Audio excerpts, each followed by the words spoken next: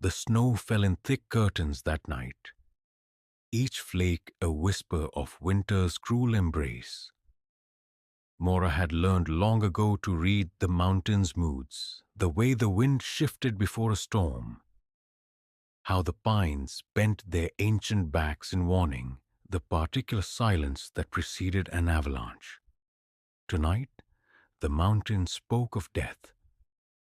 She pulled her worn cloak tighter, though the cold barely touched her any more.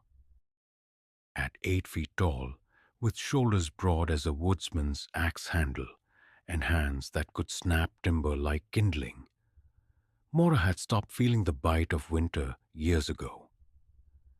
Her body had adapted, just as it had adapted to loneliness, to whispers, to the weight of being different in a world that demanded sameness. "Mother?"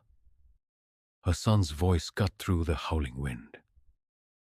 Kieran stood in the doorway of their stone cottage, silhouetted by firelight, his young face creased with concern.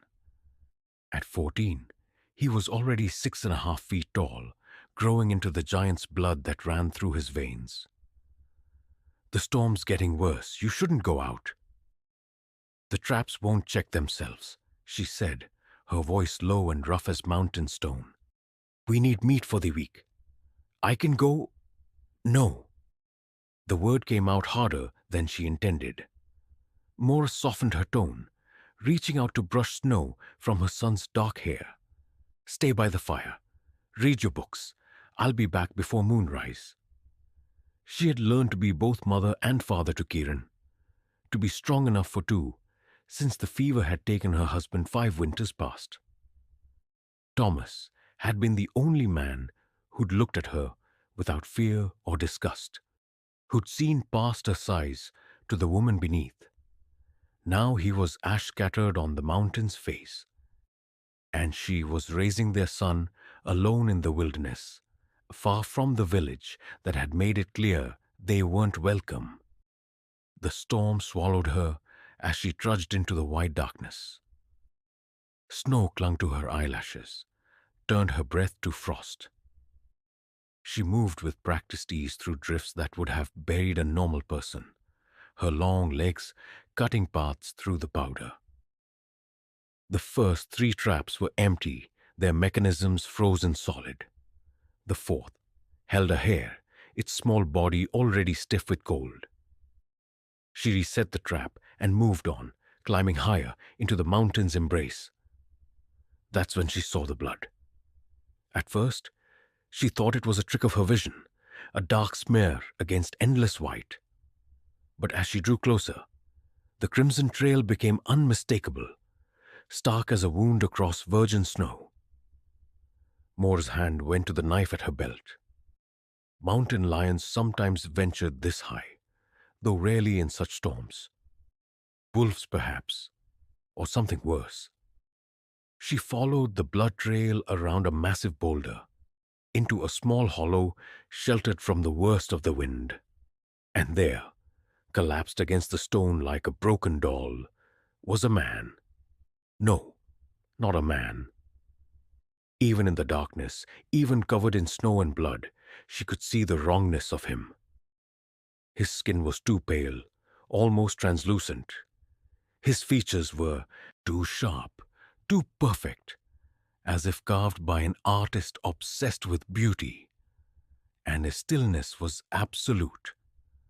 The terrible stillness of the truly dead, but the dead didn't leave blood trails. Mora approached cautiously, her breath misting in the frozen air. The stranger wore black clothing, once fine, but now shredded and stained. Multiple wounds marred his body, deep slashes across his chest, a terrible gash along his throat, punctures that looked like they'd been made by claws or fangs. He should have been dead hours ago. She knelt beside him, snow soaking through her trousers, and pressed her fingers to his neck. The skin was ice cold, and for a moment she felt nothing. Then, there, a pulse so faint she might have imagined it, beating slower than any human heart. His eyes snapped open. They were red as fresh blood, red as mountain berries, red as the wounds that carved through his pale flesh. They fixed on her with an intensity that froze her more thoroughly than any winter wind. His lips parted, revealing teeth too white, too sharp. "Please," he whispered, and his voice was silk over steel, beautiful and terrible. "Kill me or save me, but don't leave me here." Mora had spent her whole life being judged for what she was. Too tall, too strong, too other. She recognized the look in those crimson eyes. It was the look of someone who existed outside the boundaries of normal, who knew what it meant to be feared. She made her decision. "This will hurt," she said, and slid her arms beneath his broken body. He was lighter than she expected, though still heavy enough that a normal person would have struggled. Mora lifted him as easily as she might lift Kieran, cradling him against her chest. He made a sound that might have been pain or relief, his head lolling against her shoulder. "What are you?" he breathed. "Wrong question," she replied, beginning the long trek back to her cottage. "What are you?" A ghost of a smile touched his bloodless lips. "Dying? Not if I can help it." The journey back was treacherous. The storm had intensified, wind screaming through the pines like a chorus of the damned. Mora pushed through it, her body a shield for the wounded stranger. She could feel him growing colder against her, his already faint heartbeat slowing further. Whatever he was slipping away. Kieran's eyes went wide when she kicked open the cottage door and carried the stranger inside. "Mother, what?" "Fetch the medical supplies," Mora commanded, laying the stranger on their wooden table. "All of them. And more firewood. We need heat." Her son moved quickly, though she could see the questions burning in his eyes. She began stripping away the stranger's ruined clothing, revealing the full extent of his injuries. The wounds were grievous, but there was something odd about them. The bleeding had nearly stopped, and the edges of the cuts looked almost sealed, as if his body was trying to heal itself but lacked the strength. "What is he?" Kieran asked, returning with arms full of bandages and herbs. Mora met her son's eyes. She had always taught him to be honest, to face truth head on. "I don't know, but he's dying, and we're going to help him." She cleaned the wounds with water, warmed by the fire, applied poultices made from the healing herbs that grew in the mountain's hidden valleys. The stranger remained unconscious throughout, his breathing shallow, his skin growing colder despite the roaring fire. Kieran watched in fascinated silence, helping where he could, learning as he always did. "His teeth," her son whispered. "Mother, look at his teeth." She had noticed, the elongated canines sharp as needles. The words her grandmother had spoken long ago came back to her, tales told by firelight in a different cottage, in a different life. Stories of creatures that walked like men but fed on blood, that lived in shadow and feared the sun. Vampires. "It's just a story," her mother had scoffed when Mora repeated the tales. Old women's nonsense. But old women's nonsense was bleeding out on her kitchen table. Mora finished bandaging the worst of the wounds and stepped back, wiping blood from her hands. "Kieran, get some rest. I'll watch over him." "You should sleep too." "I will, later." Her son knew better than to argue when she used that tone. He retreated to his small room, though she could feel his awareness, his concern radiating through the cottage's thin walls. Mora pulled a chair close to the table and sat, studying the stranger's face. He was beautiful in the way dangerous things were beautiful. The curve of a blade, the pattern of a snake's scales, the moment before lightning strikes. His features were aristocratic, refined, with high cheekbones and a strong jaw. Dark hair fell across his forehead in waves that would have made court ladies swoon. Even ravaged by injury, there was something magnetic about him, something that drew the eye and held it. Hours passed. The fire burned low. Mora fed it more wood, keeping the cottage warm, watching for any change in the stranger's condition. His wounds continued their slow, impossible healing. The gash on his throat had closed to a thin line. The claw marks on his chest were no longer gaping. Whatever he was, his body wanted to live. Dawn was still hours away when his eyes opened again. They found her immediately, those crimson orbs now slightly brighter, more aware. He tried to speak, but his throat was too damaged. Mora lifted his head gently, brought a cup of water to his lips. He turned away. "You need to drink," she said. A shake of his head, slight but definite. Understanding dawned cold and certain. Water wouldn't help him. Water wasn't what he needed. Mora set down the cup and rolled up her sleeve, exposing her forearm, the stranger's eyes fixed on her skin, on the blue veins visible beneath. His lips parted, fangs gleaming. "No." The word came out strangled, forced. "Can't, won't. You'll die. Better than taken from you." She almost laughed. Here was a creature of nightmare, a predator powerful enough to slaughter villages, and he was refusing to feed because of some twisted sense of honor. Or perhaps not so twisted. Perhaps he was simply like her, someone who'd spent too long being a monster in other people's eyes, who'd learned to cage the beast inside. "My choice," Mora said firmly. "I brought you here. I'm responsible for keeping you alive." "Why?" His voice was stronger now, puzzlement threading through the pain. "Why save something like me?" "Because I know what it's like," she said softly, "to be something people fear." Their eyes met, and something passed between them. Understanding, recognition, the sudden awareness of kinship. He was other, and she was other, and perhaps that was enough. "I won't kill you," he whispered. "I swear it." "I know." She pressed her wrist to his mouth. For a moment, he remained frozen, every muscle rigid with resistance. Then hunger won, as hunger always did. His fangs pierced her skin with surprising gentleness, and she felt the pull as he began to drink.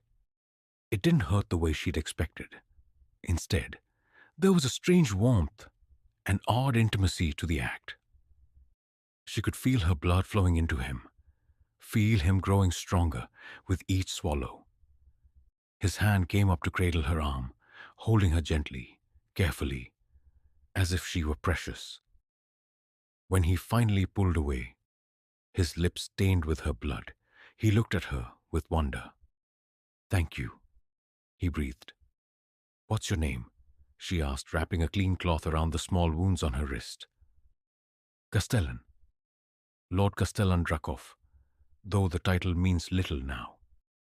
He tried to sit up, managed it with visible effort. "And you are the woman who saved an alpha vampire's life, which makes you either very brave or very foolish." "Just Mora, and I haven't decided which I am yet." A smile ghosted across his lips, genuine and unexpected. "Honest, I appreciate that."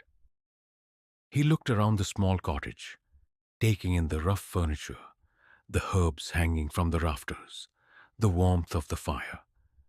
"Where am I?" "Northern mountains, 3 days' walk from the nearest village. This is my home, mine and my son's."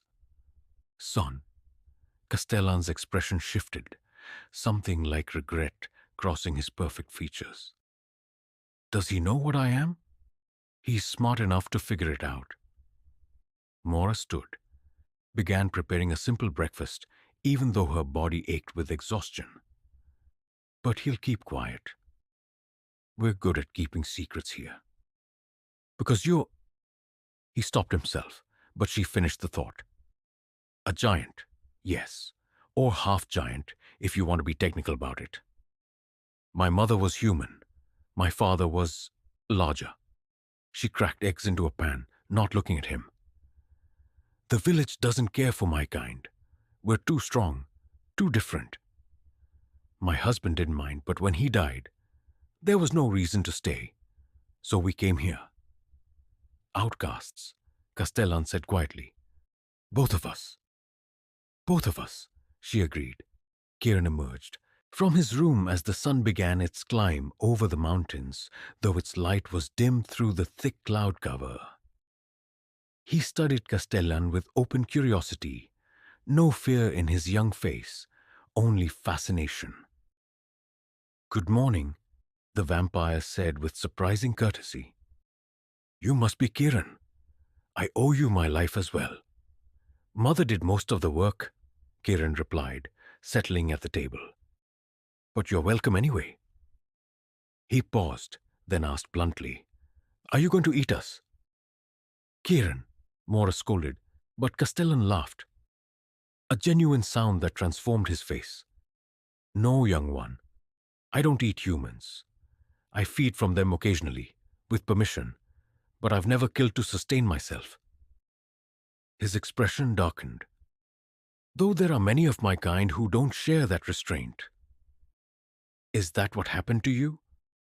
Mora asked, setting bowls of porridge before them. Other vampires? Castellan's hand went to his throat, touching the healing wound. A pack of younger vampires. They've been causing trouble in the lowlands, killing indiscriminately, drawing attention. I tried to stop them. Their alpha took exception to my interference. He smiled bitterly. Turns out being an alpha yourself doesn't mean much when you're outnumbered 20-1. 20 against 1, and you survived? Kieran's eyes were wide with admiration. Barely. And only because I ran. The admission seemed to cost him. I fled into the mountains, hoping the storm would cover my tracks. They pursued me until the sun started to rise.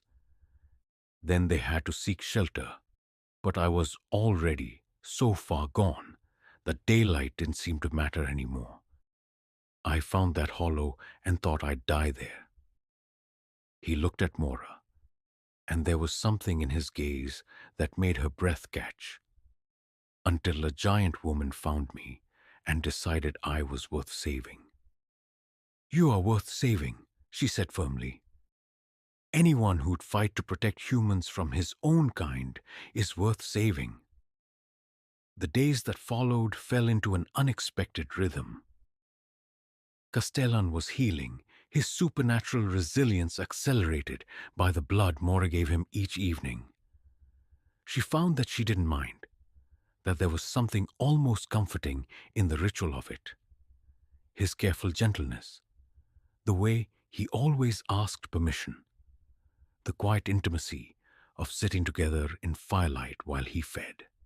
During the day, he remained inside, away from the sun that could burn him even through clouds. He spent his time reading from Kieran's small collection of books, helping Mora with small tasks that didn't require going outside. They talked, long conversations that stretched into the night, sharing stories of their lives. She learned that he was old, centuries old, that he'd been turned during a plague that had swept through his lands. He'd been a lord then, responsible for hundreds of people, and he'd made a deal with a vampire to save his dying daughter. The creature had offered to turn him, to give him the power to protect his people. He'd agreed, not knowing the price. She died, anyway, Castellan said softly one night, staring into the fire.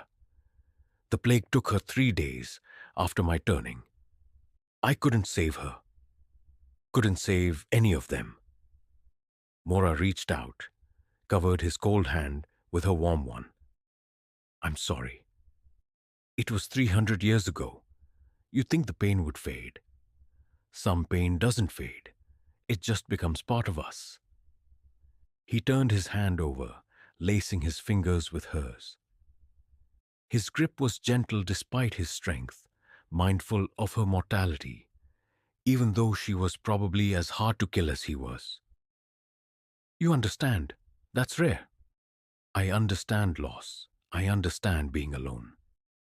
She met his eyes. I understand what it means to be different. Something shifted between them in that moment. A connection deeper than shared otherness. Mora felt it like a pull in her chest, a warmth that had nothing to do with the fire. Castellan's thumb traced circles on her palm, his touch feather-light. You're not alone anymore, he said. Neither of us has to be. Kiran, perceptive as always, had noticed the growing bond between his mother and their strange guests. He said nothing, but Mora caught him watching them with a small smile, saw the way he made excuses to leave them alone together. Her son, it seemed, approved. A week after Castellan's arrival, Mora woke to find him standing at the window, staring out at the snow-covered landscape. Dawn was still an hour away, the sky that particular shade of deep blue that preceded sunrise. You're healed, she said, joining him, strong enough to travel. Yes. He didn't look at her. I should leave soon. Those vampires might still be searching for me. I don't want to bring danger to you and Kiran. Where will you go? South, perhaps. There are covens there. Other alphas who might help me deal with the rogue pack. He finally met her eyes, and the longing in them stole her breath. But I don't want to leave. Then don't. Mora, stay. She took his hand, her larger fingers engulfing his. Stay here, with us. We have room. We have time. And I... She stopped, the words catching in her throat. You what? He prompted gently. I haven't felt this way since Thomas died, she admitted. Haven't felt connected to anyone outside my son. You make me feel less alone, Castellan.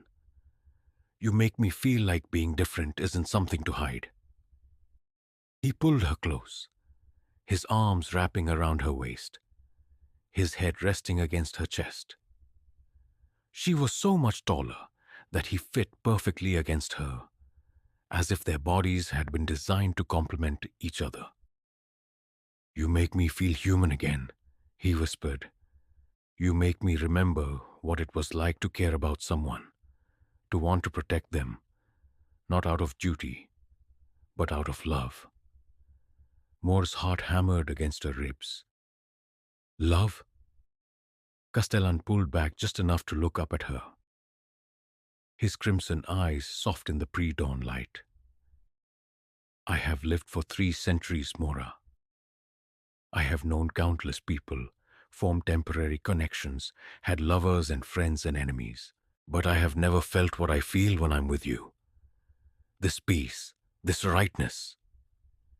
He raised his hand to her face, cupping her cheek with infinite tenderness. If this isn't love, then I don't know what is. She kissed him then, bending down to press her lips to his. He tasted like winter and copper, like darkness and starlight.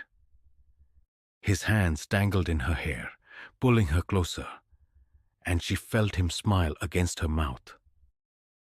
When they broke apart, both of them were breathless despite his lack of need for air. I love you too, Mora said, the words feeling right, feeling true. I don't know how it happened so fast, but I do. Sometimes, Castellan murmured. The best things happen fast, like finding someone in a snowstorm, like being saved by a giant woman with the kindest heart I've ever known. They stood together as dawn broke over the mountains, watching the sun paint the snow gold and pink. Castellan had to step back from the window eventually. The light, too strong, even filtered through glass. But he kept hold of her hand. Kieran emerged from his room, took one look at them, and grinned. "Finally," he said. "I was wondering how long you two would take." Mora laughed, embarrassed, but Castellan just smiled. "Your mother is worth taking time for," he told the boy. "Worth doing things properly." "Does that mean you're staying?" Castellan looked at Mora, a question in his eyes. She nodded, her heart full. "Yes," he said. "If you'll have me, I'm staying." The winter deepened, but the cottage was warm. Castellan proved surprisingly good with his hands, repairing things that had long needed fixing, teaching Kieran to carve wood and read ancient texts. He told them stories of the world beyond the mountains, of cities and courts, of wonders they'd never imagined. And each night, he fed from Mora, that intimate ritual that bound them closer. She found herself looking forward to those moments. The quiet, after Kieran had gone to bed, when it was just the two of them. Castellan would sit beside her, his fingers trailing over her skin, finding her pulse. Then the quick pierce of his fangs. The warmth that followed, the way he held her as if she were precious. "Does it hurt you?" he asked one night, pulling away earlier than usual. "Taking so much blood?" "No." She touched his face, tracing the sharp line of his jaw. "I'm stronger than normal humans. I recover quickly." Still, guilt shadowed his features. "I'm taking from you, always taking." "You give too," Mora said softly. "You give me companionship, understanding, love. That's worth far more than blood." He kissed her palm, then her wrist, then her lips. "I will spend every night of my eternal existence making sure you never regret saving me." "I already don't." They made love that night, slowly and carefully, learning each other's bodies. Castellan was endlessly patient, mindful of his strength and hers, finding the balance between their different natures. Mora had forgotten what it felt like to be desired, to be wanted for herself, rather than despite herself. In his arms, she felt beautiful, powerful, complete. Afterward, they lay tangled together in her bed, his cool skin against her warm flesh, both of them sated and peaceful. "I could turn you," Castellan said suddenly, "if you wanted. You could live forever, like me. We'd have all the time in the world." Mora considered it, truly considered it. The idea of eternity with him was tempting. But there was Kieran to think about, her son who would age and die. There was her humanity, precious despite its brevity. "Not yet," she said finally. "Maybe someday, but not yet." "I understand." He pressed a kiss to her forehead. "I'll love you for however long you'll have me. Mortal or immortal, it doesn't matter." "Forever then," she whispered. "Forever." Spring came slowly to the mountains, snow retreating inch by grudging inch. Castellan grew restless as the season changed, his thoughts turning to the rogue vampires who'd nearly killed him. One evening, as Mora prepared dinner, he spoke the words she'd been dreading. "I have to go back." She set down her knife, hands gripping the table's edge. "I know. That pack is still out there, still killing. I can't hide here forever while they terrorize innocent people." He moved behind her, his arms encircling her waist. "Come with me." "What?" "You and Kieran. Come with me.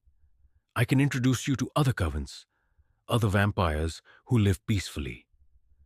You wouldn't have to hide anymore. There are places where being different is celebrated, not feared. Mora turned in his embrace, searching his face. You're serious. Completely. I love you, Mora. I want you in my life. All of my life. Not just these stolen months in the mountains. His hands cupped her face. Say yes. Say you'll come. She thought of their cottage, the isolation she'd chosen to protect herself and her son. Then she thought of a life beyond these mountains, of communities that might accept them, of walking freely without fear of judgment. Yes, she breathed. Yes, we'll come. Kiran, when told, was thrilled at the prospect of adventure. They spent days preparing, packing the essentials, saying goodbye to the home that had sheltered them. Mora felt a pang leaving it behind, but it was softened by anticipation. A new life waited beyond these peaks. The night before their departure, Castellan disappeared into the forest. He returned hours later, covered in blood that wasn't his, dragging something behind him. What? Mora started, then stopped as she recognized the torn body. A vampire, young and vicious-looking even in death. Scout, Castellan said grimly. They found me, or rather, they found my trail. This one was alone, likely reporting back to the pack. He met her eyes. They'll come tomorrow night. More of them. Fear clutched at Mora's heart, but it was joined by something else. Fierce protectiveness, burning determination. Then we fight. Mora, no, you and Kiran should run. I'll hold them off. We're not leaving you. She moved to stand beside him, her hand finding his. We're family now. We fight together. Kiran emerged from the cottage, already armed with the hunting bow Mora had taught him to use. Mother's right. We're not running. Castellan looked between them. These two people who'd become his world, and something in his expression broke and reformed. Then we make a stand. Together. They fortified the cottage as best they could, barricading windows, preparing weapons. Mora had her strength and her giant's heritage. Kiran had his bow and his youth. And Castellan had his centuries of combat experience and his alpha's power. It would have to be enough. The vampires came with the full dark of night, 24 strong, moving through the trees like shadows made flesh. Their leader was the one who'd wounded Castellan, a creature of terrible beauty and casual cruelty. Lord Dracov, the vampire called mockingly, come out and face your death with dignity. Castellan stepped from the cottage, Mora and Kiran flanking him. Or, he said calmly, you could leave now and live to see another night. The leader's eyes fixed on Mora, widening with surprise and then interest. A giant? How delicious. We'll feast well tonight. You'll feast on nothing, Mora growled. And suddenly she understood the rage her ancestors must have felt, the fury that came from being reduced to prey. She raised the massive branch she'd chosen as a weapon, thick as a man's torso. Leave. Now. Laughter rippled through the vampire pack, cruel and dismissive. It was the last mistake they made. The battle was chaos and blood and desperate fury. Castellan moved like liquid death. His power rubbed as an alpha, making him faster and stronger than the younger vampires. He tore through them with centuries of skill, protecting Mora and Kiran, even as he fought his own battles. Mora was a force of nature, her giant strength making her blows devastating.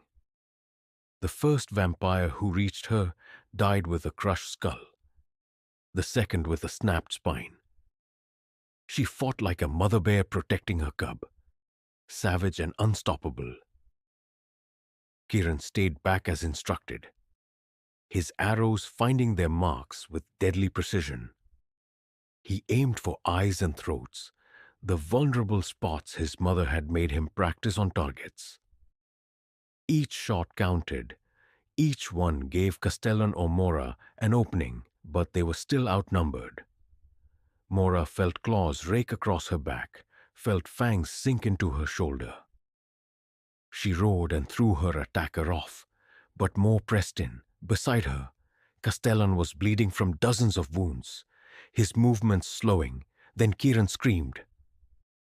The sound cut through everything else, sharp with terror.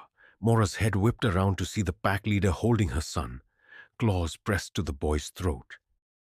Enough, the vampire said. Surrender, or he dies. Time seemed to stop. Mora met Kieran's eyes, saw fear there, but also trust.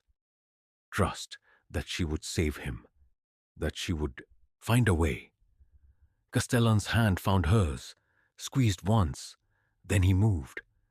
He crossed the distance impossibly fast, faster than Mora had ever seen him move. His hand closed around the pack leader's throat, and power radiated from him.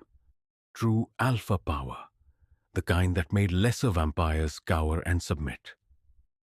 You forget, Castellan said, his voice echoing with otherworldly authority, that I am older than your entire bloodline, more powerful than you could ever dream of being. His eyes blazed crimson, and the other vampires fell to their knees, compelled by pure dominance. Leave now, and never return to these mountains. This is my territory now, and I protect what's mine.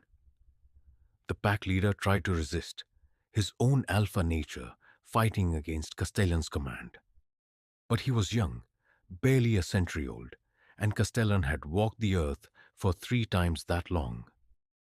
Slowly, inexorably, the leader bowed his head in submission. We will leave, Hafs, he rasped. We acknowledge your claim. Good. Castellan released him, but the threat lingered in the air, because if you return, I won't be merciful a second time. The vampires fled into the night, carrying their dead and wounded, leaving Mora and her family standing victorious in the snow. For a moment, no one moved. Then Kieran launched himself at his mother, and she caught him, holding him close. You're safe, she murmured. You're safe. Castellan sagged, the massive expenditure of power catching up to him. Mora reached out with her free arm, pulling him into the embrace. The 3 of them stood together, bloodied and exhausted but alive, as the first hints of dawn colored the eastern sky. We should still leave, Castellan said wearily. There will be repercussions. Other vampires who'll want to test my claim. Then we'll face them, Mora replied, together. They left the mountains a week later, traveling south, as Castellan had suggested. The journey was long but not unpleasant. Castellan taught them how to move through the world, how to avoid attention when needed, and command respect when necessary. Mora found that people's fear of her size diminished when she walked beside a vampire lord. That Kieran stood taller with confidence instead of shame. The coven they joined was nothing like Mora had imagined. Instead of monsters, she found people. Immortal, powerful people, but people nonetheless. They welcomed her and Kieran with genuine warmth, impressed by the story of how they'd fought beside Castellan, how they'd proven themselves worthy of a place in the vampire world despite their mortality. Months turned into years. Kieran grew into a fine young man, educated by vampires who'd lived through centuries of human history, trained in combat by warriors who'd seen 1,000 battles. He fell in love with a vampire woman who saw his giant's blood as exotic rather than frightening, and they wed in a ceremony that blended human and vampire traditions. Mora and Castellan remained inseparable. Their bond deepening with each passing season.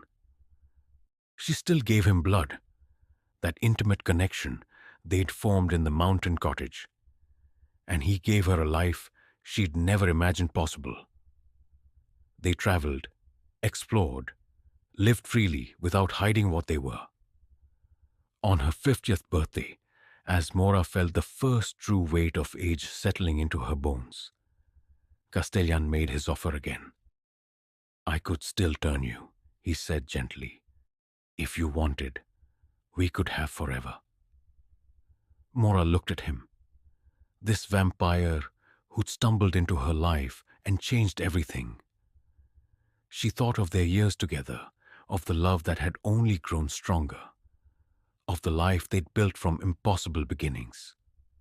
"Forever sounds good," she said and smiled. "But I want to meet grandchildren first, watch Kiran become a father, experience a few more mortal years."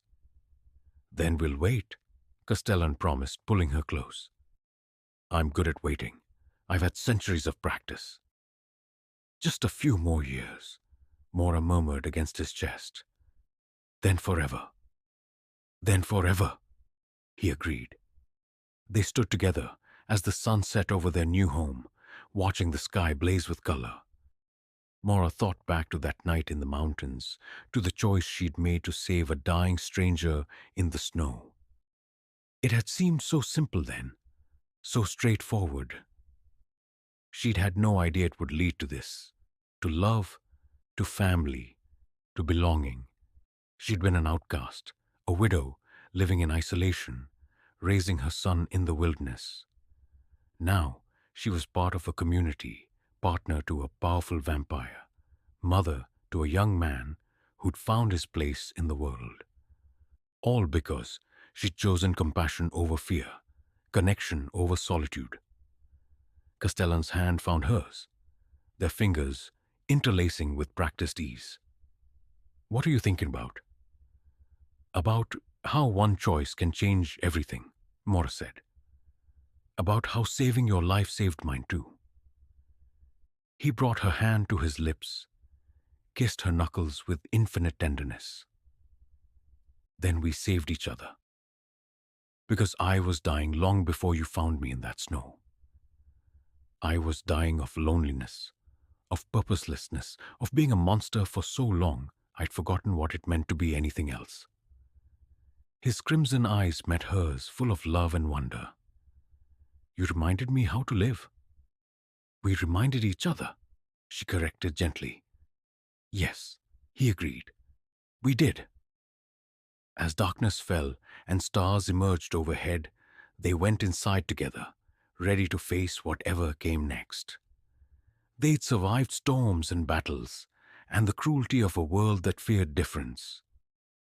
They'd found each other against impossible odds, and built something beautiful from the ashes of their old lives, and someday, when Mora was ready, they'd have forever. But for now, they had tonight, and tomorrow, and all the precious finite days that made life worth living. It was enough. It was more than enough. It was everything.